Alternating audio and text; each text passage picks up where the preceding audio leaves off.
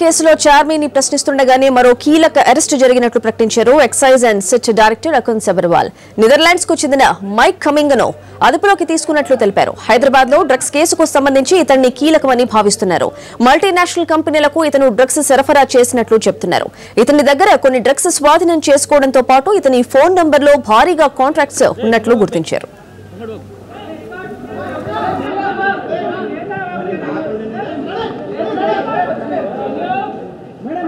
Madam madam Charmi Charmi Charmi Charmi 5 second Charmi Charmi Charmi Charmi Charmi Charmi Charmi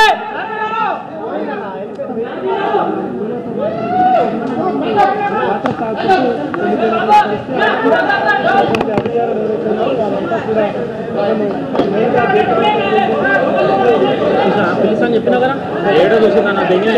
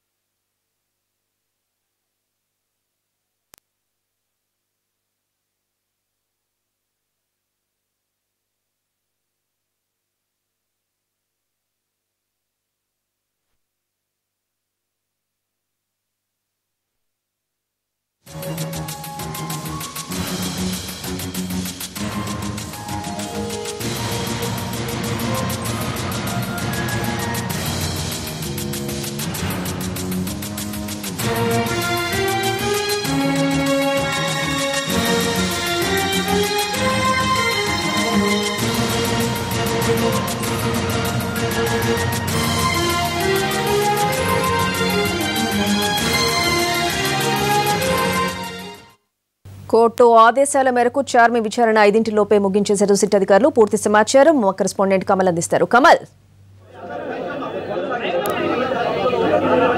Swathi, ఉదయం 10 గంటల నుంచి సాయంత్రం 4:45 వరకు చార్మి విచారణ కొనసాగింది. చార్మి విచారణలో అనేక అంశాలు వెల్లడించినట్లుగా కూడా మనకు సమాచారం అందుతుంది. కెల్విన్తో ఉన్నటువంటి సంబంధంపై చార్మి చాలా స్పష్టంగా సిట్ అధికారులకు సమాచారం ఇచ్చింది. మరోవైపు ఉదయం వెళ్లే సందర్భంలో మీడియాకు అభివాదం చేస్తూ వెళ్ళినటువంటి చార్మి రిటర్న్లో సాయంత్రం 4:45కు రిటర్న్లో వెళ్తున్నటువంటి సమయంలో కూడా మీడియాతో మాట్లాడకుండానే ఆమె వెనుదిరిగింది, చేతి ఊపుతూ వెనుదిరిగింది.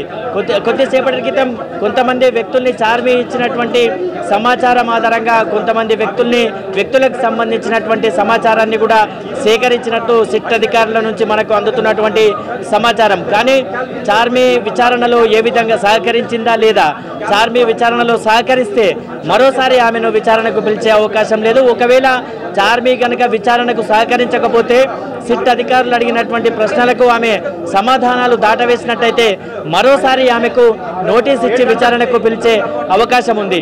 మొత్తంగా ఈరోజు ఉదయం 10 గంటల నుంచి కొద్దిసేపటి క్రితం వరకు జరిగినటువంటి విచారణలో చార్మిని కెల్విన్కు సంబంధించినటువంటి వివరాలు, కెల్విన్తో ఉన్నటువంటి పరిచయం, కెల్విన్తో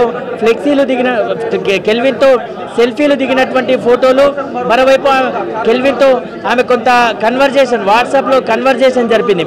వీటన్నిటికీ సంబంధించి సిట్ అధికారులు విచారణలో అనేక అంశాలు ఆమెపై ప్రశ్నల వర్షం కురిపించారు. ఆమె నుంచి సమాధానాలు రాబట్టారు. మొత్తంగా మరి కాసేపట్లో సిట్ అధికారులు చార్మి విచారణకు సంబంధించి ఒక ప్రెస్ రిలీజ్ చేయబోతున్నారు. ఆమె విచారణలో సహకరించిందా లేదా, ఒకవేళ సహకరిస్తే అందరితో మాదిరిగానే మళ్ళీ ఈమెను విచారణకు పిలిచే అవకాశం లేదు. కానీ ఒకవేళ ఆమె సహకరించలేదు అని కనుక సిట్ అధికారులు భావిస్తే చార్మిని మరోసారి విచారణకు పిలిచే అవకాశాలు ఉన్నాయి. Swathi. Right Kamal, thank you.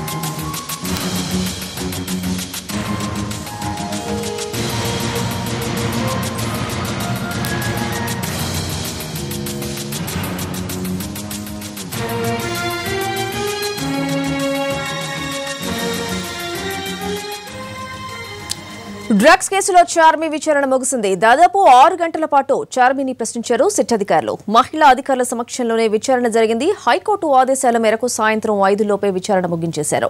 Kelvin తో సంబంధాలపైనే ఎక్కువగా ప్రశ్నించారు. కెల్విన్ ఫోన్లో చార్మి ఫోన్ నంబర్ చార్మి దాదాగా ఫీడ్ చేసుకున్నాడు. దీంతో వీరిద్దరి మధ్య బాగా సాన్నిహిత్యం ఉందని సిట్ అధికారులు భావిస్తున్నారు. ఆ కోణంలోనే ప్రశ్నలు కురిపించారు. సినీ పరిశ్రమలో డ్రగ్స్ వినియోగంపై సంబంధాలపైన కూడా ఆమెను ప్రశ్నించారు. వీకెండ్లో పబ్లకు వెళతారని కూడా అడిగారు. పబ్బుల్లో డ్రగ్స్ వినియోగం గురించి తనకేమీ తెలియదని చెప్పినట్లు సమాచారం.